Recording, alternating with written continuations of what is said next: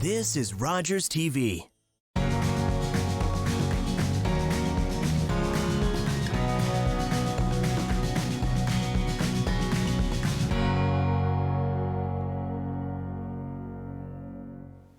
Welcome to Uxbridge Scugog Life. I'm your host, Jackie Hermans. If you celebrate Christmas, I hope you had wonderful Christmas holidays. And New Year's Eve is around the corner. Have you been setting your intentions? What I like to do before the new year is write out what I want to manifest for the year, what I want to experience for the year, set out some goals. So maybe that will inspire you. Now, today's show is the best of Uxbridge Scugog Life. So we're going to do the most important topics that we want to revisit. So these are pre-taped. We're going to be talking about, or the Uxbridge Hospital is going to be on the show. We're going to be talking about a wait time tracker, as well as when should you actually go into the hospital, and when should you be sticking it out at home. We're also talking about the gray hair movement with Nicole Scott. So make sure you keep watching the best of Uxbridge Scugog Life. We'll be right back.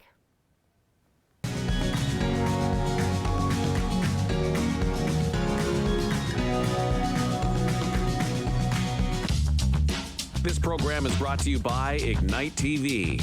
Now you're in command. Visit Rogers.com for more details.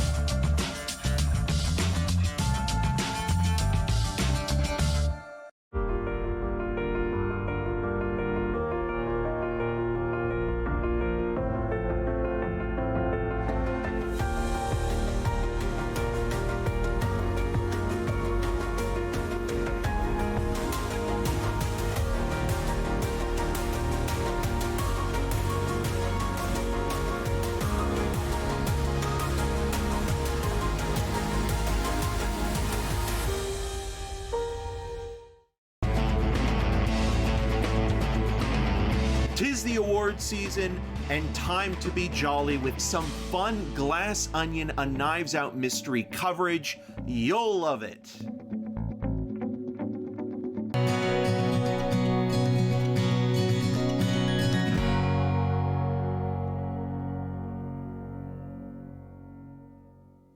Welcome back to Uxbridge Scugog Life. So with me on the show, we have Carly Jensen, who's the chief of Uxbridge Hospital, and we're talking about a wait list tracker. So this has to do with the emergency room.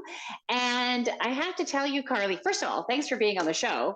Of course. I understand that this tracker that we're going to be talking about, which tells you how many people are waiting to get in and how many people are already being seen, I understand it's been around for 2-3 years. I had no idea.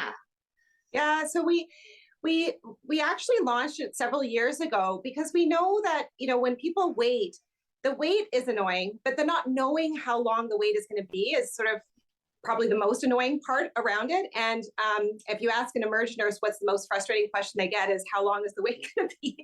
So we thought, let's create, there's technology out there to help us here because it can predict based on flow and how quickly the physician is working, how quickly people can get through. So it can predict your wait when you show up. So this wait time clocker is online, but it's also sitting in our waiting room. So when you're sitting there waiting, you kind of get a bit of a sense as to when you might be seen. It also tells you who's in the department.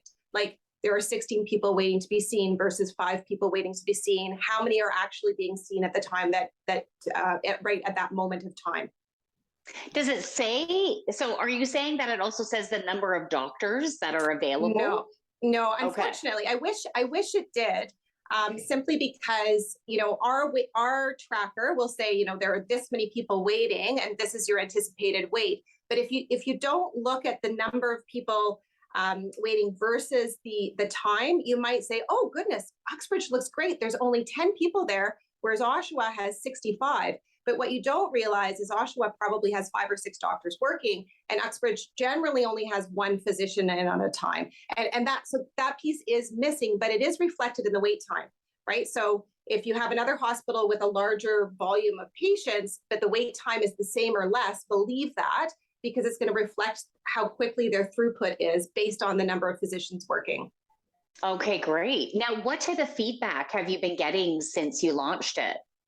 Really good feedback. People like to know what to expect when they show up.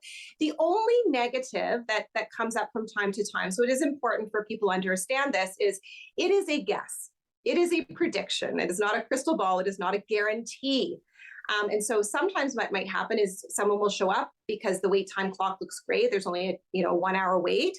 And then an ambulance shows up with a very sick person. And that emerge doc is now going to be occupied with that one patient, maybe for an hour or two. Again, you have one doctor. So if I have a very sick patient, I'm going to be spending my time with that person. So all of a sudden the wait time clock might suddenly jump and say, now the wait is 5 hours. And so, that can sometimes get people upset if they don't know what's going on. Wait, I got here and I was told it was only going to be a 1 hour wait and now it says 5 hours. It doesn't happen that often, but when it does, it's going to be an issue like that. Okay, gotcha. Now, I was recently in Emerge at, I guess it was at Uxbridge when my daughter had COVID, because we didn't know it was COVID. But she had migraines so intense that nothing was helping her. And so we went into Emerge. We were probably there for 6 hours, I think. It was a really long time. So I understand. Would you be able to share with us when to go to Emerge, when not to go to Emerge? What are some alternatives? Sure, absolutely. So right now, like every emerge department, every hospital across the country really is struggling with huge volumes. And, a few years ago, we probably had the bandwidth to call in extra staff. We just don't have that anymore. So our ability to manage these surges is very challenging. So this is a great question because there is opportunities to be seen outside of the emergency department. So one of the big ones is if you have like a viral or an infection, cough, cold, you don't know if it's viral or bacterial. Remember your family doctors and walk-in clinics. There's lots of virtual online options now as well. And then there's also the COVID assessment centers, and they're being rebranded as cough and cold assessment centers. So there's one in Prince Albert, just outside of Port Perry. There's one at Markham Stouffville Hospital. I'm sure they have them at Lake Ridge Health, et cetera. And so if you just sort of Googled cough and cold or COVID assessment centers, you can actually be assessed with a viral illness there. You don't need to go to the emergency department if you have a cough or cold. And even if you're worried that it's COVID, because in general, these viral infections run their course and you're fine at the end of it. You just have to sort of ride it out with fluids rest, chicken noodle soup, the same things your mom did with you that my mom did with me, that will get you through these viral infections. Only infrequently you have to seek medical care, and that's when we think there's a secondary infection. So at these assessment centers, there's no treatment that happens. Is that correct? It's just simply assessment. Well, it's an assessment, and then if needed, they would give you a prescription, right? So let's say you came in and you had a flare of your asthma because you've caught some sort of virus. Well, they would give you a prescription for Ventolin or whatever prescription puffer that you need. If you needed antibiotics, they would give you a prescription for that as well. But yeah, they don't have oxygen. They don't have the ability to start an IV and things like that. But they have all the diagnostics. We have the rapid COVID tests. We have the rapid strep tests. We have the ability to check ears for ear infections, a stethoscope to listen for pneumonia, an oxygen probe to check for signs of pneumonia. So you can get a very thorough assessment at these sites. And at those sites, is it still the same process as it was before? You go online to book an appointment, you have to answer survey questions?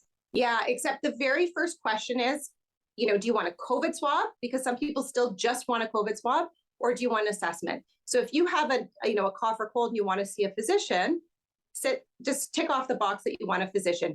Previously, those online pull downs would not let you book unless you were considered high risk, right? They were trying to weed out the people, but now anybody can click that they want a physician assessment. And ideally, yes, you book online. They do have a walk-in option at the Prince Albert Hall, just outside of Port Perry, between noon and 4 every day. It's more difficult to predict those walk-ins. So we do appreciate if people book an appointment, only because then we know what's going to be coming through the door and we can properly stop. Okay, Carly, thank you so much. It was wonderful to have you on the show. We'll be right back with more on Uxbridge Scugog Life.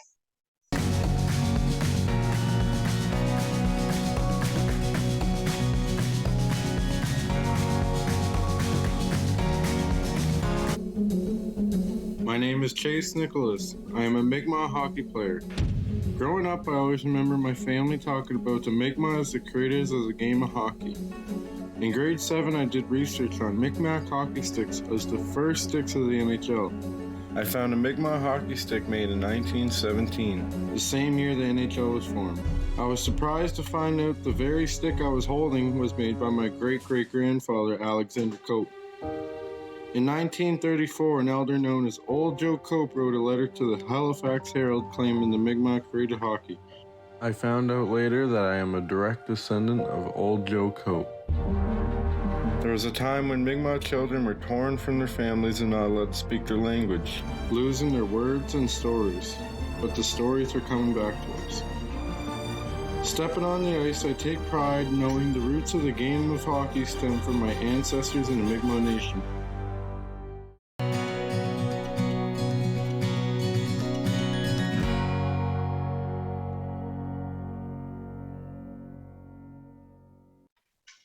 Welcome back to Uxbridge Scugog Life. So you know what? I still have Carly Jensen on the phone, chief of Uxbridge Hospital.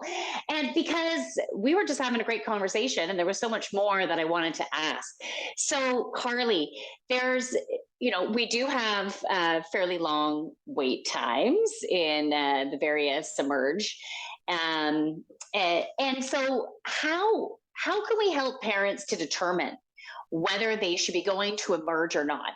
And you know what, we can make that broader, but if we start with parents, so kids are getting fevers, whether it's a fever out of 103, 105, or whether they think they might have broken ankle, they're not positive. So can you give us some guidelines to determine if we should go? Yeah, sure. So I think I'll just focus on the cough cold stuff, only because to get into when to go for an ankle sprain is a little bit tougher to do in a short second. Okay, fair enough. Okay, so let's talk first about kids. So let's say I didn't go to medical school at all, and I just was on Facebook telling everybody what I know. If I said that it was viral, I'd be right 95% of the time. So you have to try and pick out that 1 in 20 that is a bacterial infection. So if you take nothing from this, just remember, if you just play the odds, most of the time it's a virus, which means you just need to ride it out. So riding it out, what does that mean? That means, fluids, rest, chicken noodle soup, flat ginger ale, the things that my mom did for me, I'm sure your mom did for you, they still stand true. And treating the fever with Tylenol or Advil. Okay, and I shouldn't use the brand names there, ibuprofen or acetaminophen, which, by the way, you do not need a prescription from your family doctor to get those. You can talk to the pharmacist because there's a shortage right now, right? You can talk to the pharmacist and they can help you figure out how you can get access to these. They have some behind the counter. So you're just treating that fever. So when to worry for a little one? So the main thing we look for is hydration status. So a child that bounces back when you give them the Advil or Tylenol and their fever goes down and they're bouncing all over the walls and you're like, oh my goodness, when can they go back to school? I am not worried about that kid. The kid that remains lethargic and dopey and not themselves, even after the Tylenol or Advil has kept down their temperature, then I worry about that child. I also worry if they're not urinating regularly. So a kid that isn't keeping up with their eating, that's okay. Most kids have a little bit of pudge, a little bit of money in the bank, I call it.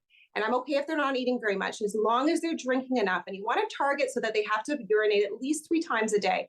So if they're dehydrated, they're going to be really lethargic. They won't be peeing very often. That's a red flag. That's the child that should be seen.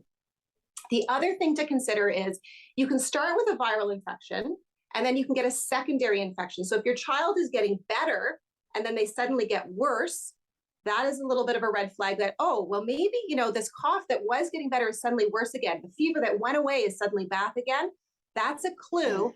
I think a bacteria has joined the party, and therefore we now need to consider antibiotics, and whether it's a chest infection or an ear infection. And that's something that you can bring your child into either your walk-in clinic, your cough and cold assessment center, or the emergency department. Okay. So you know what? Since I've been coughing here and there, I might as well bring this up. So I had COVID during Thanksgiving. And since then, I just have this cough and my chest is burning still. And my throat is still sore and I cough all day. And so I haven't been able to get to a walk-in clinic. But now after talking to you, I think, okay, maybe I should just book an appointment at an assessment center. That Is would that be an something that you would, yeah? Yeah, I could. So if it's just this like prolonged nagging cough, but you otherwise feel well, it's probably post-infectious cough, which existed far beyond COVID. Like pre-COVID, we would see this where some people get this, I call it the 100-day cough, not to make you too worried. But I hope it's not 100 days. I know, I'm full of good news, right? So sometimes this cough will last a really long time, as long as you're not getting a fever, and as long as it's not getting worse, then generally we would again say to sort of to ride it out. Now for adults, so I talked a little bit about kids, like what are the clues for adults, bacteria versus viral? So typically a bacteria likes to park itself in one place. So if you have pneumonia, you have a cough, you have fever, and maybe some chest pain where the pneumonia is. So that would be something for you to watch out for, Jackie, if you start to get chest pain in one area. So cough, fever, sometimes chest pain, sometimes shortness of breath. But you shouldn't have a sore throat with pneumonia, because pneumonia is in your lungs, right?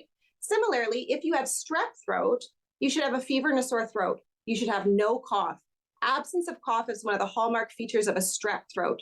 Sinusitis, also usually dental pain, sinal pain, lots of goopy discharge from here, but you really shouldn't have a sore throat when you've got a bacterial infection. So bacteria like to generally park in one place.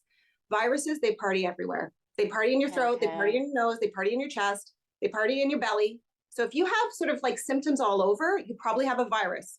Whether it's COVID, influenza, RSV, whatever, it's probably a virus.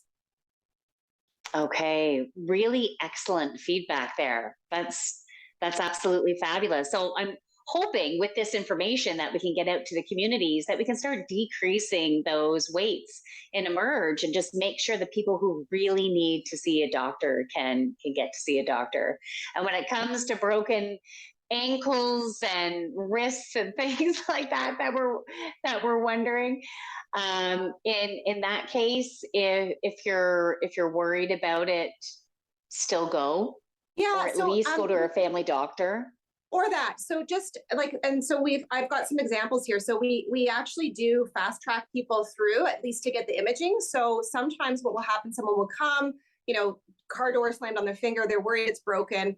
Right from triage, they get their x-ray, and then unfortunately they sit in the waiting room known as purgatory, waiting. But because people can access their own results online now, they'll be able to see the x-ray has already been reported before they see the doctor, and they say, oh, it's not broken. And that's really all they wanted to know. And so, while I'm not encouraging people to leave without being seen, I would totally get it if they see that. And we've had that happen a few times where someone's like, you know what, I was worried it was broken. We've had the x-ray. I know we haven't seen the doctor, but I can see it's not broken because I looked up the results on the patient portal. I'll just follow up with my family doctor. That's fine. You're an adult. You can make your choices. I didn't even know you could do that. So that's awesome. Yeah. Thank you again so much, Carly. It was wonderful to have you on the show. We'll be back with more on Uxbridge Scugog Life.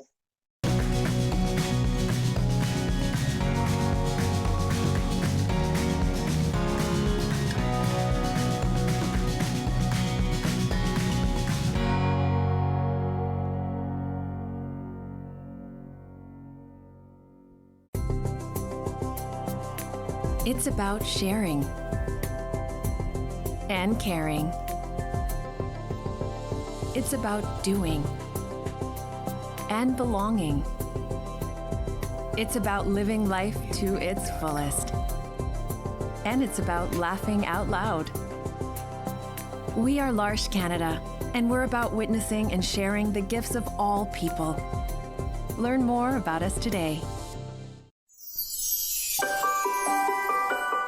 Another year has come and gone, and the holiday season is upon us. All over Canada and the world, people of different backgrounds and faiths come together with the company they love most. It is a time of goodwill that brings us together for joyous celebrations.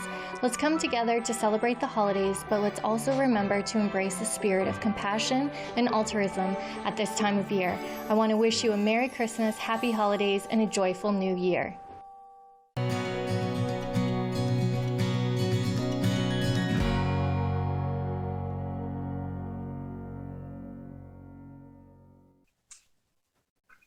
Welcome back to Uxbridge Scugog Life. With me now on the show is Nicole Scott and obviously Chewy back here, who all of a sudden wants my attention.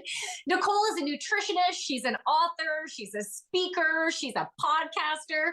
What doesn't she do? And Nicole, it's so great to have you on the show. Welcome. Thanks, Jackie. It's great to be here. So we are talking about the gray hair movement. You have written a book. You have started an amazing podcast. And your book is called The Gorgeous Gray Movement. Mm-hmm. And so is your podcast, right? The Gorgeous Gray Podcast. Yeah. So, Nicole, tell me about this. Tell me about this movement. Tell me about what inspired you to go this route. I know like this is a big open-ended question, but let's just kick it off there. Yeah, absolutely. Well, if you were to ask me even like 5 years ago, if I would be gray in my early 50s, I would call you crazy. There's no way that I would let my gray come through. Even though it started to show up in my 20s, I've been hiding it for over 20 years. But Jackie, it was a health scare. It was a moment in time where the doctor found lumps in my breasts and I had to wait a week for the results. And in that week, as a holistic nutritionist, I went back to the books to say, what am I missing? Where in my lifestyle that I will be bringing toxins in that I maybe am not paying attention to? And the one thing that was showing up for me loud and clear was my every 3 weeks black hair dye that I was putting on my head.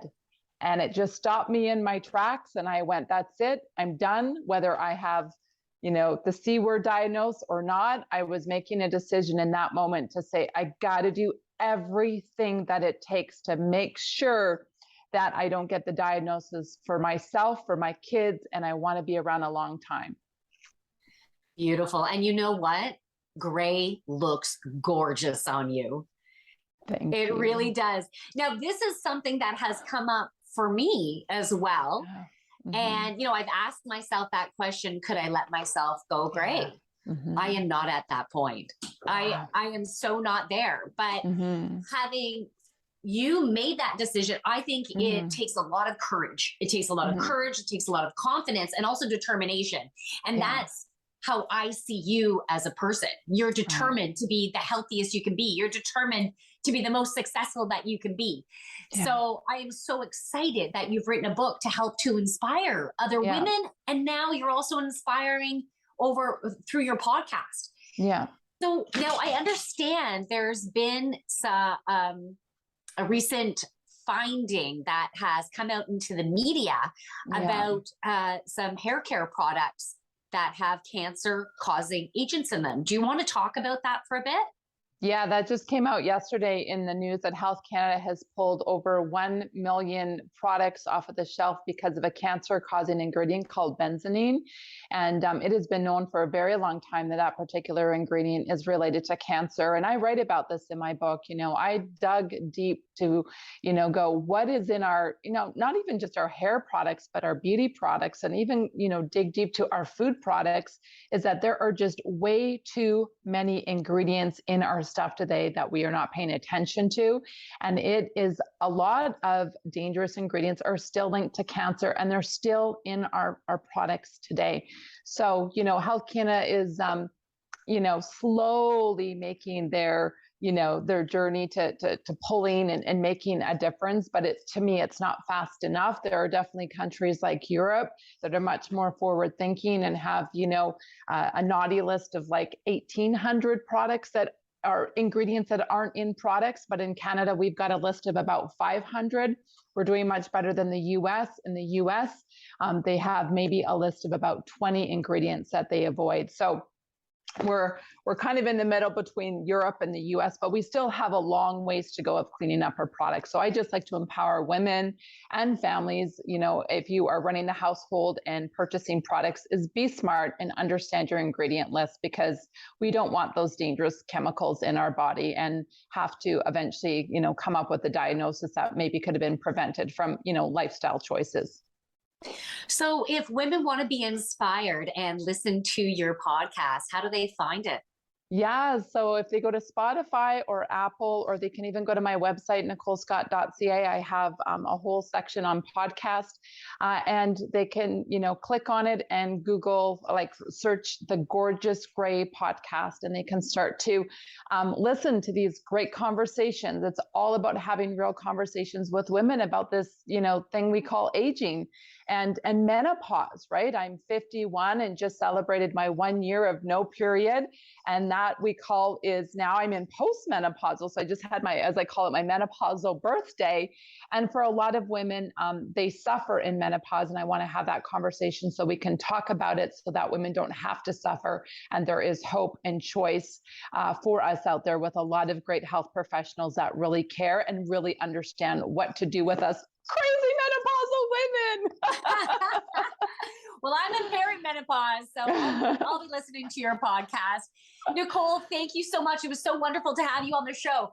So if you want to get in contact with Nicole, you can check out her website, nicolescott.ca. Thanks so much, Nicole. We'll be right back with more on Uxbridge Scugog Life.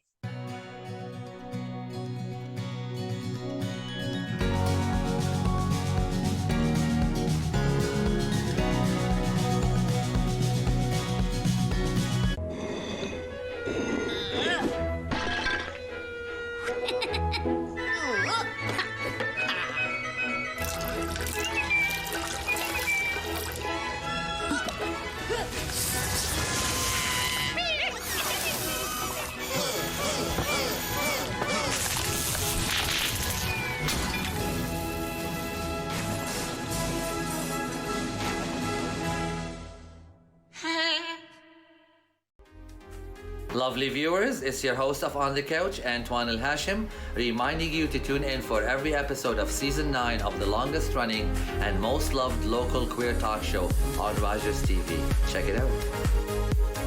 Hello, I'm Jonathan Van Bilsen, host of Photos and Travel, where we bring the world to your doorstep. In our next episode, we'll visit the South American country of Brazil and its second largest city, Rio. We'll also take a side trip to Iguazu Falls. Please join us right here on Rogers TV.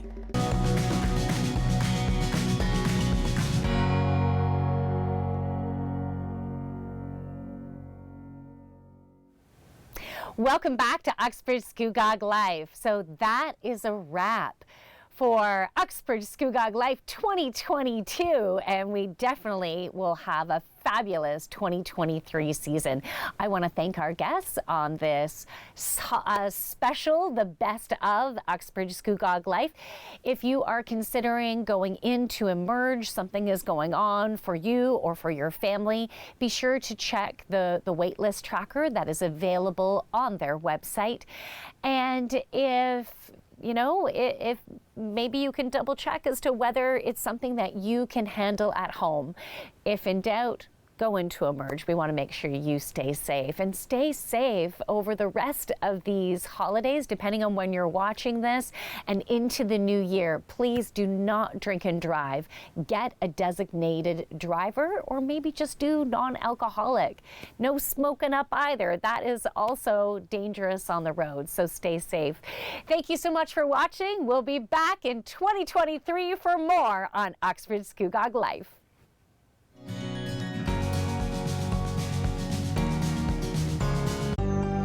Call the Rogers TV viewer response line, email us, or connect with us on social media.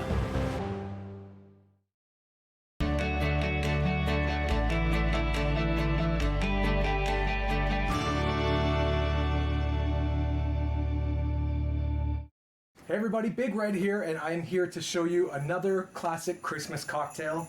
And today it's going to be the Aperol Spritz. So we're going to start off with some Aperol, top that off with Prosecco, and then some soda water after that. We'll throw some orange in there, and it'll just be holidays in a glass. It's going to be good. Let's get mixing. So the Aperol Spritz is built in the glass, which means we don't need a shaker for it. So we want to start off by filling the glass with ice. 2 ounces of Aperol. A little bit of Christmas in the glass. Top it off with 3 ounces of Prosecco.